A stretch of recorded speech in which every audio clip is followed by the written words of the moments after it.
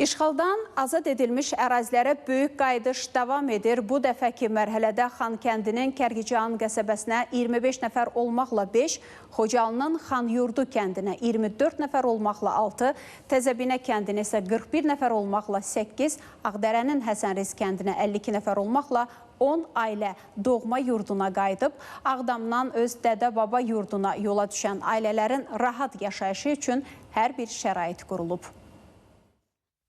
Çox sevinçliyik hamımız. Çıxanda 10 yaşım var idi. İndi şükür Allaha ailəmlə qayıdıram. Bir oğlum, bir qızım, 4 nəfər qayıdırıq. Sevincliyik. Yəni torpağımıza qayıdırıq, ata yurdumuz. Azərbaycan Dövlət Aqrar Universitetində oxuyuram. Torpaqşünaslıq və aqrokimya ixtisasında. Lazım olacaq yəqin ki, o torpaqlarda işləmək. Bu günü heç kəs gözləmirdi. Bu gücü eləyən bizim şəhidlərimizdir, prezidentimizdir, qazilərimizdir. Allah hamınıza can sağlığı versin. Xoş günlər olsun. Biz tərəflərə də qonaq gəlin. O yerləri görün.